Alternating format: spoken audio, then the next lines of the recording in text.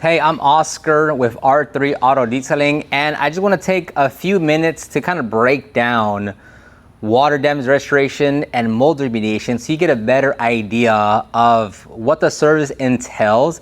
Because based on what you have in your vehicle, in terms of if it just happened yesterday with a heavy storm, whether there's mold and it's been there for 6 months, a year, every vehicle is truly unique in terms of the solution that we can provide, and it's all based on the condition. If we have a vehicle that spilled 1 gallon of water and we can remove the seat, lift up the carpeting, vacuum it out and dry it, that will take half a day and it's a done deal. Whereas if there's a vehicle that left its windows open and water got up to the seat, that's a different situation and requires a different process just due to the severity.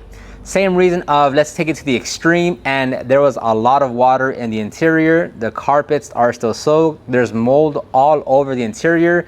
That also will be a completely different process that we do to mitigate that problem. So I just want to break down what exactly, or what you can expect when you're dealing with either water damage restoration or mold remediation. So the first part is, for mold to first grow, water has to be in your interior. So oftentimes when you get water, the faster you can get to it and resolve that issue, the better.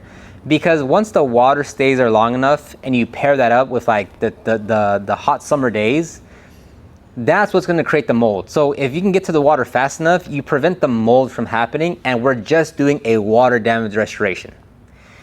If the water stays in there long enough, if it gets hot enough quick enough, mold starts to grow. Now it's no longer just a water damage restoration. We now have to up it up to a mold remediation, which includes the water damage restoration, right?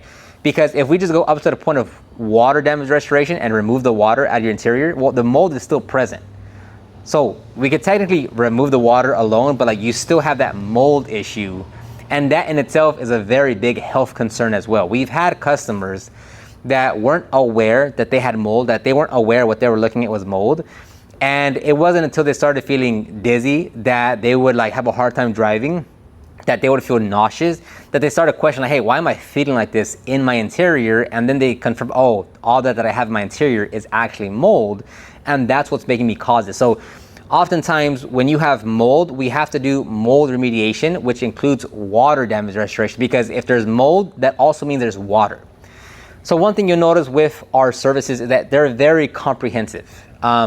This is not depending on the condition, it's not gonna be a quick, hey, just do a quick shampoo process and call it done. We've had plenty of customers come to us after those services are performed, where they take it to a local car wash or a mobile detailer goes out, and just because they're limited on tools and knowledge and such, they do their best, but oftentimes you're not able to resolve the issue with a simple cleaning or a detail.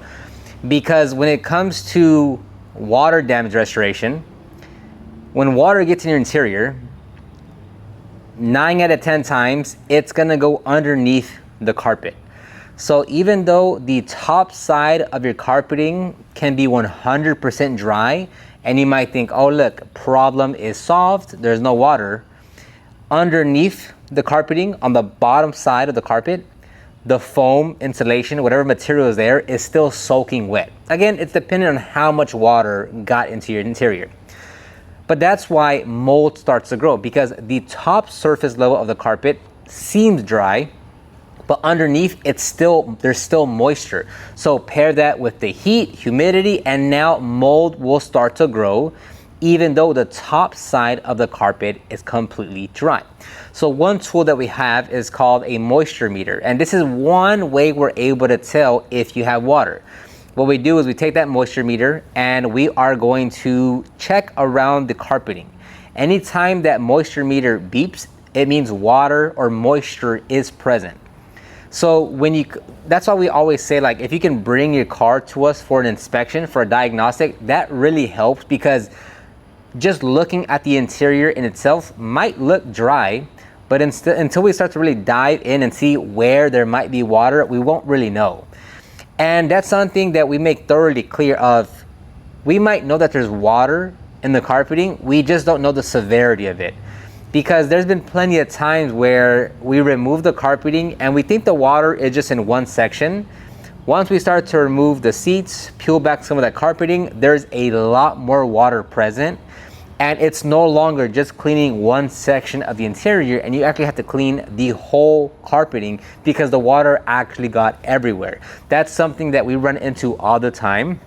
So another thing that we can do is we'll lift, when you come in for a diagnostic, we'll lift a side of the carpeting as much as we can without removing the seats or anything. We'll just try to lift us apart. We'll lift some carpeting and kind of reach our hand underneath and see if there's water present, as that's another form to check how much water is in there, because the moisture meter doesn't necessarily tell you how much water is in there. It just tells you that there's moisture present. We can lift up and maybe it's like just a little bit of a wetness in there, or we lift it up and there's a big puddle of water. We've seen all types of conditions here. So there's, we keep on getting surprised because we think it's one thing, or we think we've seen it all, and we get another car and we're like, wow, like we've never seen this before. So that's why it's so paramount for us to diagnose your vehicle first and truly inspect it and see where this water might be coming from, where is it most wet, and see like what we really have to do. Because one thing we don't want to do is perform a service that isn't going to actually solve the main issue, right? If you have mold in your interior and we don't do our full inspection and we don't do the full process, mold can reappear, which we've seen in the past when customers bring us their cars after being serviced at a local car wash, to where, hey, it is clean, hey, it does look dry, but again, they didn't check the carpeting. There was still water present in the interior, somewhere in the interior, that mold still started to grow, and that's something that we don't want to do. And we'll offer you different options. Obviously we can offer our restorative service, meaning, because oftentimes, depending on the condition of your interior, there's going to be some interiors that are simply just so damaged, the mold has been there so long, the water has deteriorated the fabric, that it's just best to replace it. We can clean it as best as we can, but replacement is the best option for this carpet or for this headliner or for whatever it is. Then there's other times where, hey, with this condition, it's cleanable and we could just, you don't have to worry about buying a new one. We'll just clean it the best we can.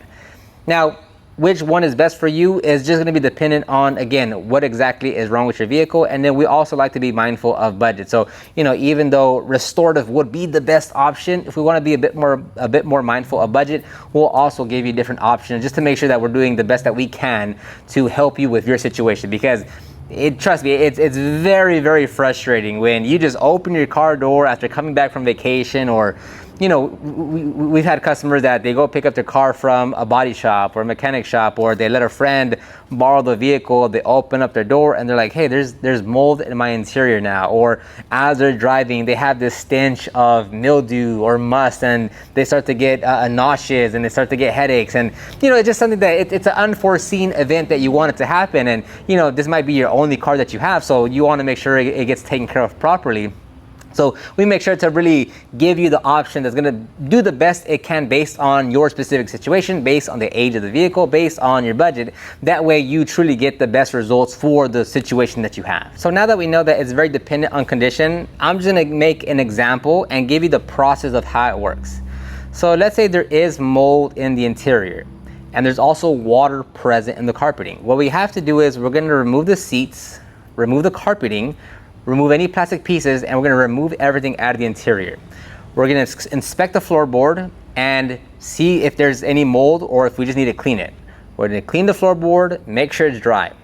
Then we're going to see the carpeting. Is it cleanable? Can we service it? Or is it best just to replace it? Again, we're just going to have to see once we actually inspect the vehicle.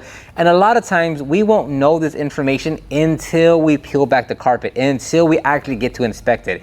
Until it's actually fully out of the car, we won't know if we can clean it or it has to be replaced or how severe the mold is. It's not until we peel it back can we actually see the actual condition of the carpeting. So we're going to do that. And then sometimes the foam on the seats where you sit on might be wet too. So that's also something that we have to take into account of. Can we clean that specific section? Do we have to do a replacement? We just have to keep on looking and seeing like how much damage in there and what can we service and what can we replace and just what makes the most sense based on the condition and the budget that you have and what kind of the end goal that we're aiming for. So once we remove all that, we're going to clean the carpeting if we can, replace it if we can. Again, we'll inspect the headliner, and if the water came in through a window instead of a headliner and the headliner is absolutely fine, fantastic, we'll just clean that. No need to replace that. And then we'll do a proper mold remediation cleaning. So there are specific processes that you want to do based on what you're cleaning. Like for instance, if your car is just dirty and you have pet hair and some soda spills and some, makeup stains and some food, food spills, that's a standard cleaning. No big deal. A few hours and it's a done deal. When we're talking about mold remediation or something like smoke odor removal, it is a different cleaning process just because what we're tackling is different, right? We can't use the same standard interior cleaning process to mold remediation because our goal is to remove that mold, not just to make your car look cleaner. Because we've had times where a car comes to us in a clean condition, like it is clean, but there's still mold in the interior. So if there is mold present, even if the interior looks clean, but you see the spores across the interior, well, it has to get cleaned, right? Because there is mold in the interior. Even though it was detailed, even though it does look clean, there is still mold present in the interior. So we'll also clean that. And again, this is all going to be, every car has been unique in terms of the exact process that we do. I'm just trying to give you an overview of what this looks like. So if we're going to clean the carpeting, we have to allow it to dry. If it's a rainy day or let's say it's in winter time, the carpeting will naturally take much longer to dry because we can't expedite the drying process. We can put air movers on there to try to dry it, but naturally when it's cold outside, there's no heat, and drying a very large carpet piece, it's just gonna take longer. Especially if we're trying to salvage the foam underneath the carpeting and we also wanna dry that, it's going to take days to dry that carpet and the foam depending on what it is. So a lot of this is we might wait, a typical time frame can be 3 days to 2 weeks. And that's considering all things that we worked on. It can take quite a bit of time just depending on how much work is going into it. So like this Camaro right here will probably be closer to a month due to the level of customization that's being done to this interior that it came for mold remediation. Right? So it's very dependent on what we're working on, but it can take anywhere between 3 days to 2 weeks, just depending on do we need to order anything, do we need to send anything out, do we need to like specifically let something dry for X amount of time?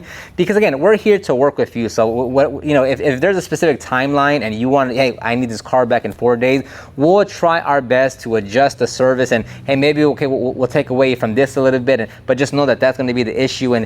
But we'll try to best accommodate you because we get it. If this is your only vehicle and that's the vehicle that you need, the less time that it's in the shop and it's better because you need it back so you can drive it. So once we're done with the cleaning, the carpet has dried or we've got the new replacement and everything's ready to go, we'll reinstall everything. We'll do perhaps an ozone treatment, again, just depending on what we're doing to your vehicle. We'll do an HVAC cleaning system, make sure everything's up, and then it is ready for pickup. But again, it's much easier said than done because it can take 3 days, it can take 2 weeks. It just depends on what we're working on. So if you're gonna have more questions, it's I just try to make this video to give you an overview of what we do and how it works. But truly, every vehicle that we work on is different based on like what exactly we're doing, based on what exactly your vehicle needs. We've worked on cars that have spilled a gallon of water. We worked on cars that have spilled literally like 7 gallons of soup in the entire interior with maggots growing and everything. We worked on vehicles that have been completely flooded and we basically replaced everything. So we have worked on dozens and dozens of vehicles of water damage restoration and mold remediation. So we are very experienced. We have a good reputation of our results and the quality that we do. So if you have more questions, which I'm sure you will, please reach out to us. We'll talk to you. We'll figure out the options, bring your car by, and we'll just be able to give you more options and give you a better idea of what the service will entail for your specific situation and then at what price point it'll be.